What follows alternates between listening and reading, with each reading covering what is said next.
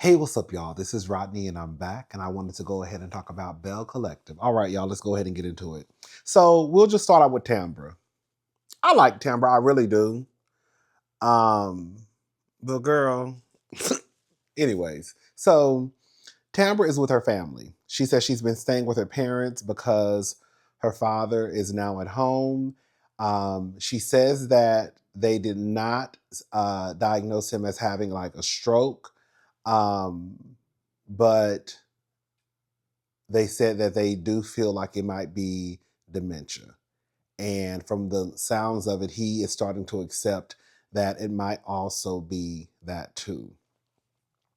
Latrice stops by. One thing that I did definitely notice with Latrice and Tambra's mother that made me believe that Latrice and Tambra might be really close is the way that Tambra's mother hugged Latrice. Tambra's mother gave Latrice like a full body hug, like wrapped her arms around her. So I was like, oh, Tambra and Latrice might really be close. And not only are they probably close, the mother really likes Latrice. I know that may sound trivial to some people, but I feel just based off of the way that Tambra's mother greeted Latrice that once she knows Latrice, I mean, it could just be one of those, you know, small town things where, you know, like the grandmamas and mamas just be, oh, hey, baby, like a friend of my daughters, or, you know, children is a friend of mine. But no, I think that Tambra and Latrice are really, really close. And the mother loves Latrice. Um, but yeah, so that's really what's going on with her father. They think it might be dementia, and they didn't. They really don't know what happened, but they didn't say that it was a stroke as what they thought it was. Um, what did I say? Who is this? Spa. Oh, spa date, girl. Sometimes I don't understand my handwriting, so I'm not getting worked up over Leticia and Glendale. um, but I'm listening to what they're saying. So, okay, let me slow down. Glenn takes Leticia on a spa date. He says that wanted to do something nice for her because he's not sure exactly what's going on with her. I said, girl, sometimes I don't know. I don't know if Leticia or Glenn or just people on reality TV, sometimes they don't remember what is put out there. And I guess that may be a good thing. I think that might be a good thing to a certain degree because that means that eventually, like reality stars don't become aware of the cameras. And that's what we want them to eventually like get into a space where they forget that the cameras are around, right? So they just start talking, right? But Glenn, why would you not know why you want to do something nice for her because you don't know what's really going on with her as far as like I guess her having an out.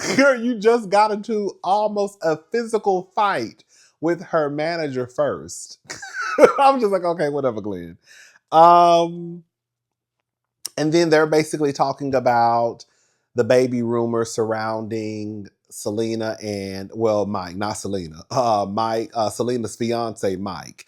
And Leticia says in the confessional, I know how it feels to have false accusations against your man.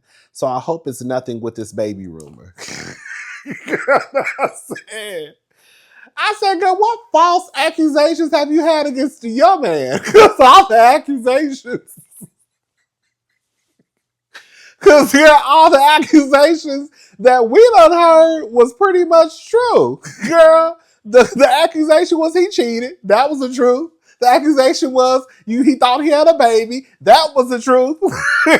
Girl, the accusation, girl, is he's an ain't shit nigga. I mean, ain't that the truth? Like, I'm just confused on what accusation is Leticia talking about that was false, girl. Anyways, Glenn says that he wants to be her manager. And then Leticia says, basically, how can you manage me When you can't even manage yourself, I check your emails. And then, based off of a conversation that happened later in the episode, they had a date night. Because we just gonna talk.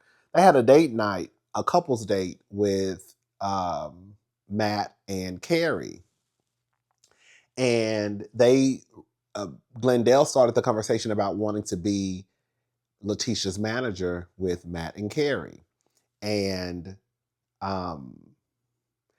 he said one of the reasons why he wanted to be her manager is because they could spend more time together because she's always at work. That's what he said. Last week, one of the cousins put in the comment section, does Glenn still work? And that's what I put. Does Glenn still work? Does Glenn work? Because I remember when Belle Collective first started, Glenn was always gone. He worked off the water somewhere on the other side of town. He worked off the water, right? Glenn was never at home. He would be gone for 2 weeks, off for 2 weeks, or gone every other week, some shit like that. I can't remember his schedule. But he was always gone. He was at work. And then something happened with his job. And then they were about to start he bought a truck. And I guess he was going to do deliveries. Pearson and Pearson's Logistics, some shit like that. And then I thought he went back to work. No, he quit his job, right? That's what they said. And then Leticia freaked out because she had to get like a mammogram or something and she didn't have insurance. It was something like that. I can't remember the details. But I thought eventually he went back to work. But now I'm thinking that Glenn does not work because Glenn has been on every episode from what I can remember. He's always around. And it's nothing like in comparison to at the beginning of Belle Collective, what is it? What are they called? Belle Collective? Yeah, the Belle Collective season 1. And now he's saying that she's always at work, and that's why he wants to be her manager so they can spend more time together, which is a bullshit excuse. But does Glenn work? Shout out to the cousin who said that in the comment section last week because you got my wheels to turning, and I'm starting to think that Glenn don't work. I don't know. Y'all let me know. The people in Jackson, y'all get in the comment section. Let me know if Glenn work. Excuse me. So Selena and Leticia, they meet up. Selena is going to Colombia to get her teeth done. I don't know why. I literally, when she said that, I started like really looking at her teeth. And I'm like, girl, Selena, ain't nothing wrong with your teeth. Ain't nothing wrong with Selena's teeth. Nothing. From what I see. Now, what she got, I'll say visibly, they look okay. Now, if she got some other shit going on inside of her mouth, because you can look all right and the inside be fucked up. But I don't know. But to me, her teeth look fine. I feel like at one point in the confessional, you could tell, I think you could see the difference because I think they were a tad bit more wider. But past that, like I thought her teeth looked fine. Anyway, so she's gonna get her teeth done. And then, of course, Selena wants to address the baby rumors with Leticia. I feel at this point, Leticia felt some type of way, you could tell, because she was like, so are you just having this conversation with me? Basically, like, are you just accusing me of the ones who started this baby rumors, or are you going to all address the other ladies too? And she said that she's addressing everybody, and Mike is going to address the men. Basically, I get it. Like, this rumor, because at first I didn't get why Selena, I'm like, girl, you ought to be happy that somebody's bringing up, girl, you about to marry this nigga, he might have a baby out there. But girl, she might be like Leticia and say, girl, I raised the baby. Remember Leticia said that stupid ass shit? Girl, please. Girl, fuck that baby and fuck you. Okay? Ain't neither one of y'all walking into this motherfucking house. Anyways, but we love the kids. We love the kids. But not like that, though. Okay? Anyways, Leticia felt some type of way about her addressing her. And so she mentioned that. And so she said that Mike is going to address the men and she's going to address the women. Girl, part of me feels like Leticia got something to do with it. Oh, I know what I was saying. I understand why Selena might feel away because the rumor was a year old. So why is it coming up basically a year later? So y'all just doing this shit for TV. Because if y'all really wanted to bring it up, bitch, y'all should have brought it up when it was going around town like a year ago. Anyways, so she basically just wants to know, without saying it, who brought this shit onto the show. And I really feel like it's Leticia. I feel like Leticia has her hand in the cookie jar when it comes to a lot of this shit. I tried to give Leticia the benefit of the doubt when it came to Shantae. Remember when she said that she was not the one who kind of set Shantae up to address Latrice. She said it wasn't her. Then she like met up with Shantae and was like, I didn't tell you don't do that, blah, blah, blah. I'm starting to believe that Leticia probably didn't say, yeah, girl, go up to Latrice. But you know how people how people hype you up to do stuff and then you take it like, okay, I'm gonna do this. Like I feel like Leticia probably had a conversation with Shantae and that was talking shit about Latrice. And I think she gassed up Shantae enough to basically approach Latrice without Leticia saying approach Latrice. You see what I'm trying to say? Anyways, Tamara and Damond. Damond is a nice looking man. He is. Damond is very nice looking to me. He is. I think he's a very handsome man.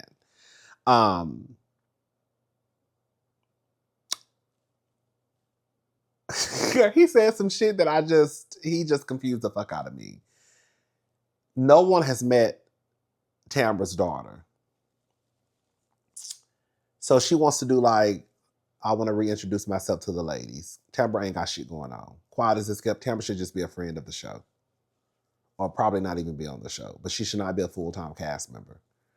And girl, we are 7 seasons in.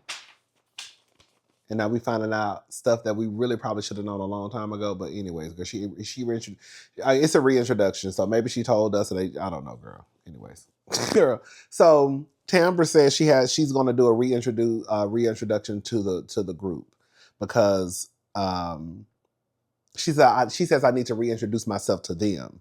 And then Damond said it ain't them. And then she said, right, it's two, Leticia and Marie. That's exactly what she said.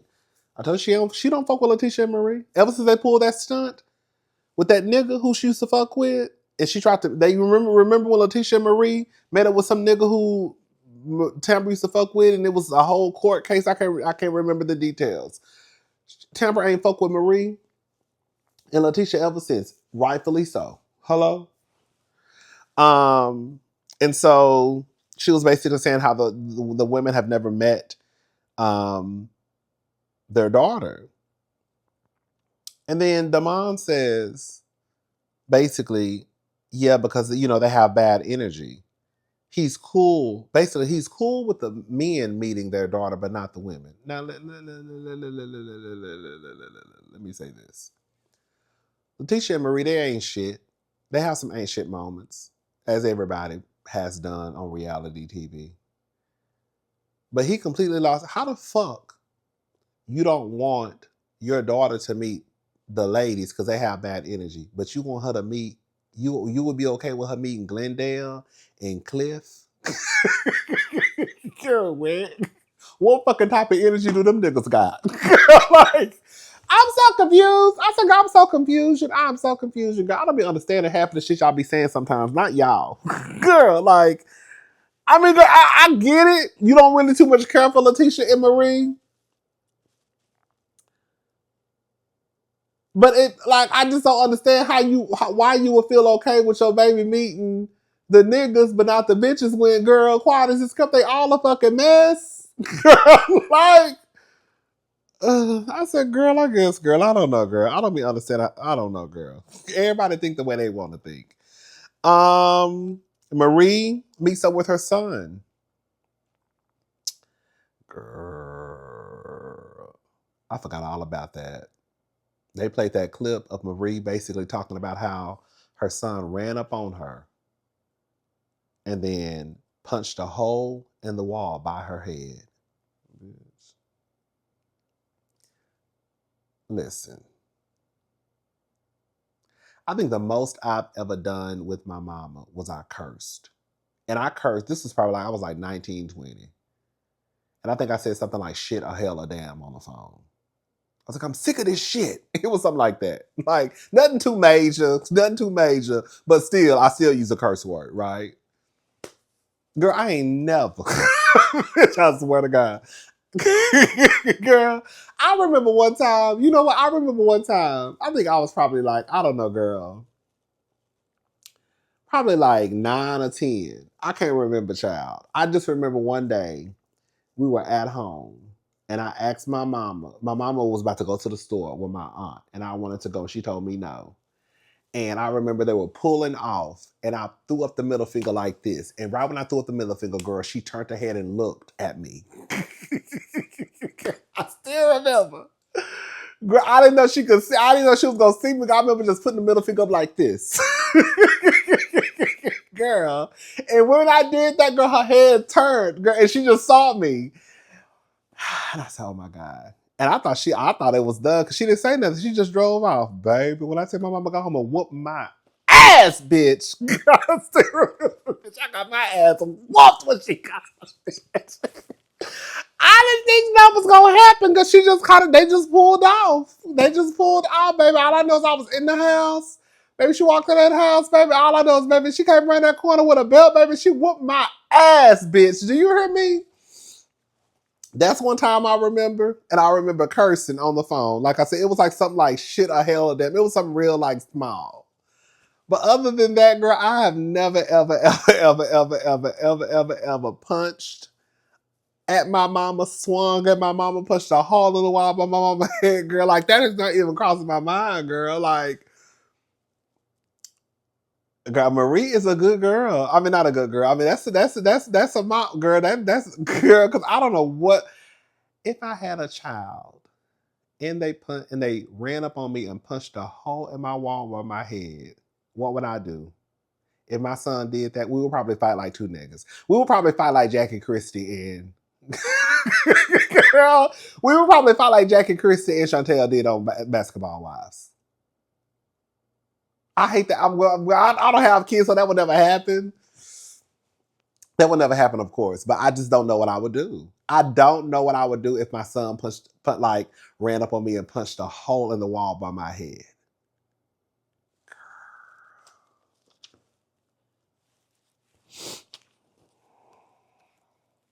Anyways, he says he wants to open up a dispensary.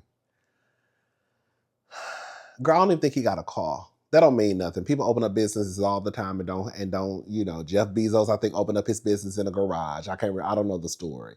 So people open up businesses all the time and don't have everything in order. But I was just like, I don't know. I felt like what Marie said was the best advice. Like, I do kind of feel like I'm about to say something that might sound problematic. I do feel like everybody should follow their dreams and create their own legacy and do what they want to do in life. And just because your parents are doing something don't mean that you have to do it. But I do feel like sometimes, like when you have a business like Marie, like a family, Marie started her business, sweat and tears. Now she says it's a multi-million-dollar business. I do think to a certain degree, I kind of agree that the children should kind of step into that role and keep the business going. And then, like Marie said, then just like use that money that you probably built to start what you want to do. You see what I'm saying? Like I think Paris Hilton did that to a certain degree. Did she open up some hotels and stuff in like Asia somewhere? Like I just think like sometimes I know that sounds problematic. I'm not saying that just because your mom is a doctor, you should be a doctor. Your mother is a lawyer, you should be a lawyer. But I can understand how in some scenarios when there's like a family business, how like it would kind of like benefit the family to like continue to keep that going. Because if once Marie retires and dies, like you don't want the business just to like and then sell it off to some other people. You know, like I don't know. Like I felt like what Marie said was like good advice. Like just why don't you just like kind of get into the business and then eventually kind of branch off and do your own thing, but still like keep the business going. And then maybe Zuri, when she gets older, she can continue to, you know, like I just feel like it should be like a continuation with like the family. I don't know. But anyways, so yeah, that was her advice to him. But on the flip side too, I think that if those things do happen, when people do decide to step into those roles, I think that they need to really be. They really need to. They should want to like really step into that and like, because you don't want somebody who's like lazy and trifling and just kind of like, oh, and then like the business just fuck up eventually. Anyways, so Carrie and Leticia, they're having date night again. Carrie and her husband, Matt, is that his name? And then Leticia and Glendale. And Carrie is right. Carrie is basically questioning Leticia on how she presented the information to Tambra with Shantae. And she says, I see y'all are trying to work on y'all relationship. Basically, like, girl, same thing I said in my review last week. If you know that you and Tambra have not had a one-on-one, you ain't even met that girl's daughter. Okay? The last time y'all had a one-on-one, from what they showed on the screen, was in 2021. Girl, it's 2026. Y'all probably shot this scene in 2025. And or either early this, probably 2025, because it's April. So y'all probably shot this scene in 2025 sometime.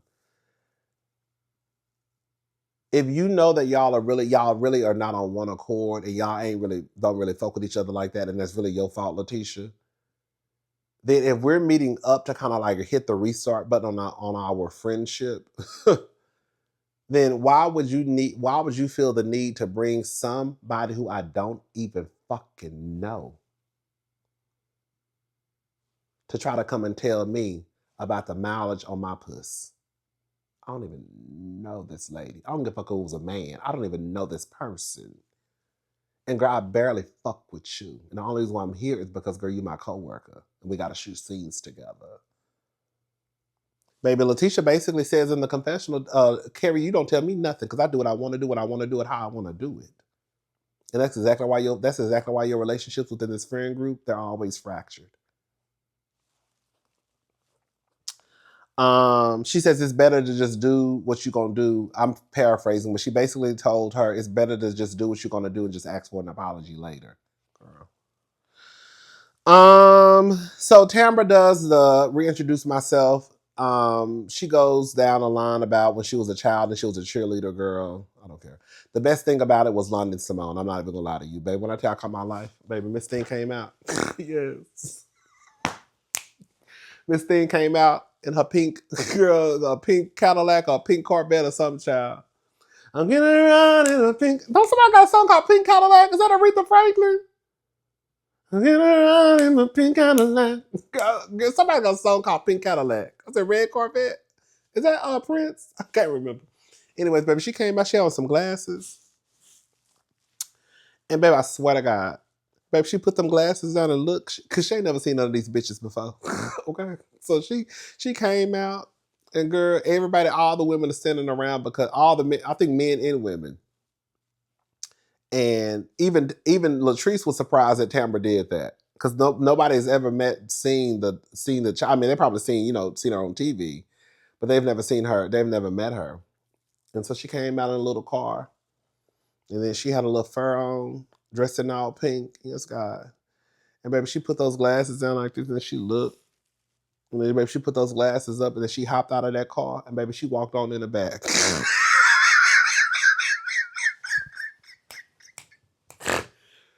Bitch, when I tell you, baby, the way I must have screamed at the top of my lungs. And then I went back. And then I said, well, maybe the mom was right. Girl. But he was wrong at the same time because, girl, London Simone said these bitches got bad energy. I don't want no parts of these hoes. So, baby, she got herself out that motherfucking car and she walked on in the back. And we ain't see her no more. So, okay. Anyway. And then Marie, girl, that was pretty much the end, girl. Marie is looking for a man, of course. Marie, girl, leave a man alone, girl. Just concentrate on your kids and your family and your business, girl. Leave these niggas alone. They're trying to Marie basically messed around with a girl. She said when she was 18, she had a threesome. messed around with a girl. She said she didn't do nothing to the girl, but the girl ate her out basically. And then she said that was a one-time thing. And Marie not a lesbian girl. Like, girl, you experiment, you realize shit ain't for you. I mean, I ain't never. Okay, I ain't never lifted. I ain't never dipped into the lady pond. Um, uh, but when I did mess with a man, I said, "Oh, well, this is for me." Okay, I'm gonna do it again. No, the first time I felt like, girl, I'll tell a story. I'll tell that story another time. But anyways, she's not. They're trying to get her to like go on a date with a woman, and she was like, "No, that was like a one-time thing when I was 18, and I didn't. Like she did it to me. I don't want it done again. I want men to do that." So Marie's not a lesbian, basically, and that was pretty much the end of the episode. All right, y'all. I'm gone. I'll talk to y'all tomorrow. Have a good night. Bye, y'all.